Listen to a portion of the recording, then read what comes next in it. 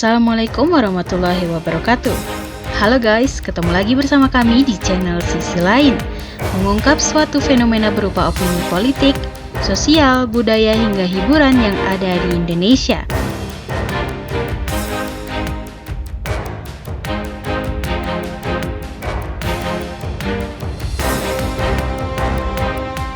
Jagat media sosial tiba-tiba diramaikan oleh isu kudeta yang dialami Partai Besar Demokrat.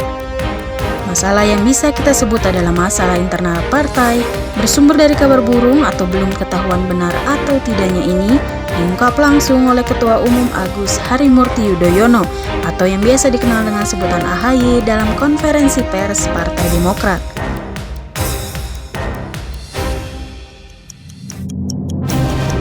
Dalam konferensi pers tersebut, sebenarnya AHY juga membahas terkait pandangannya perihal bencana yang akhir-akhir ini melanda Indonesia, seperti jatuhnya pesawat Sriwijaya Air, banjir bandang di Kalimantan dan berbagai daerah di Pulau Jawa, tanah longsor hingga erupsi Gunung Semeru. Setelah itu AHY membahas terkait pandemi COVID-19 yang belum kunjung usai. Jumlah pasien positif terus bertambah, tapi banyak rumah sakit sudah terisi penuh oleh pasien COVID-19. Namun isu yang diangkat oleh media dan menjadi viral adalah curhatan AHY mengenai adanya dugaan orang-orang yang berencana menggulingkan kursi kepemimpinan dirinya sebagai Ketua Umum Partai Demokrat lewat kongres luar biasa. Sikap terang-terangan AHY ini menimbulkan pro dan kontra di mata para pengamat politik.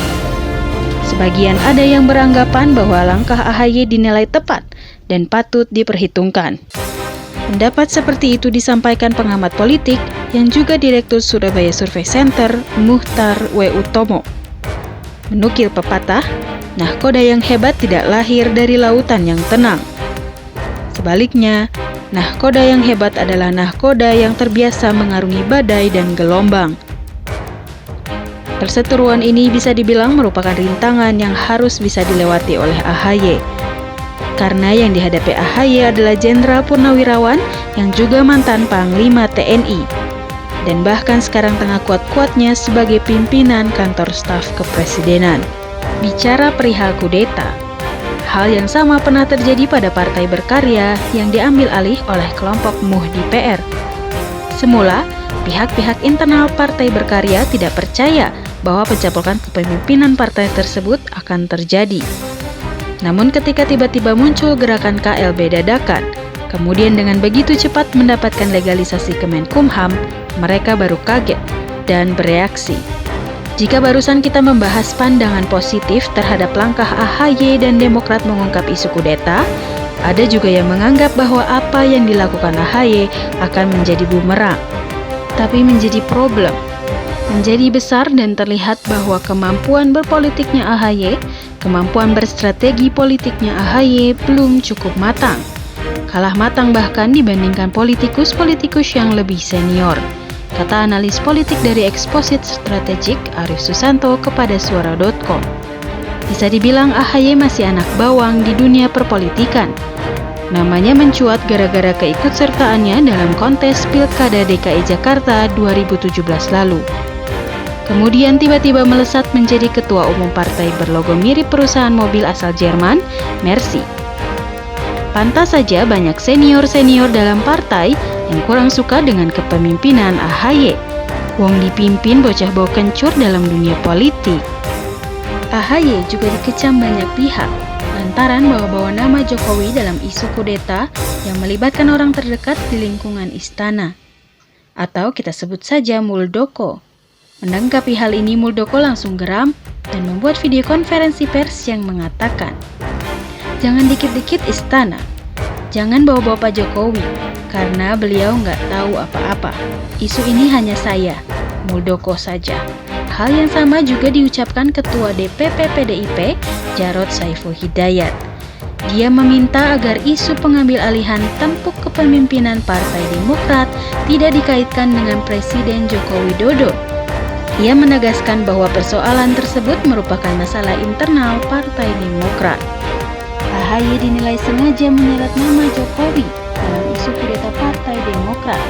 lantaran munculnya sebuah isu bahwa konflik kudeta ini sudah direncanakan demi eksistensi di Pilkada dan Pilpres 2024. Isu ini tertuang dalam sebuah thread di Twitter dengan nama @xvidgmbk yang sempat trending dengan hashtag #BarataYudaDemokrat. Dalam thread @xvidgmbk dengan nickname Legend Tweet membahas BarataYudaDemokrat sembari tag akun Twitter @AgusYudhoyono dan @SBY-Yudhoyono. Bismillahirrahmanirrahim. Dengan nama Allah yang Maha Pengasih lagi Maha Penyayang. Hashtag BarataYudaDemokrat. Ai mulai nih. Cikeas udah mulai strategi norak menjelang 2024. Ai udah hafal sama kelakuannya.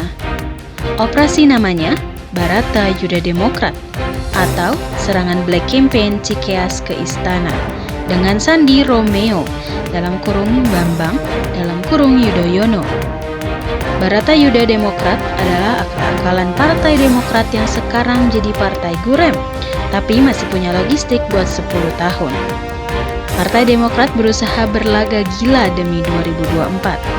Menyadari kekuatan partainya yang gak gede di parlemen, Ketum Partai Demokrat AHY menyusun sejumlah siasat dengan tujuan memiliki bargaining posisi dengan pihak kekuasaan agar langkahnya nyapres di 2024 berjalan mulus.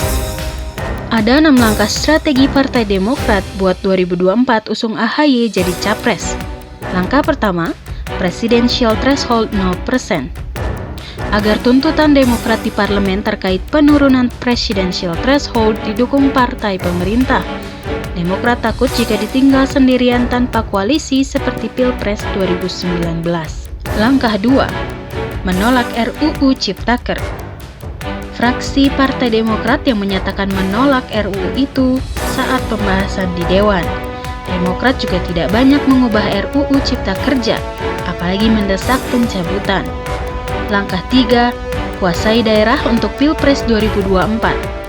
Demokrat meminta Pilkada tidak digelar tahun yang sama dengan Pilpres dan Pileg di 2024. Ini dilakukan agar Demokrat lebih siap menghadapi Pilpres 2024.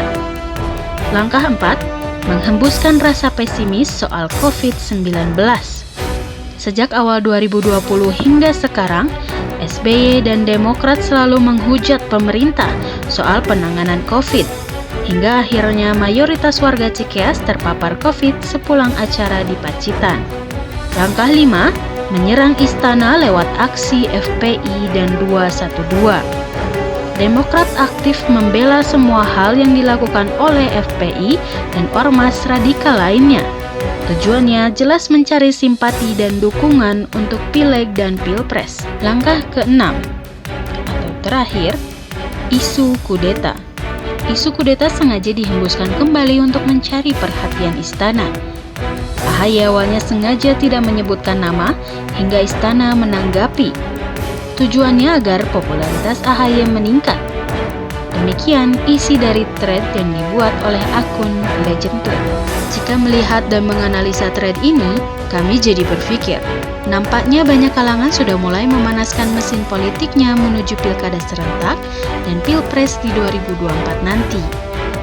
Para buzzer tiap kubu sudah mulai saling serang dan buka aib lawan-lawannya.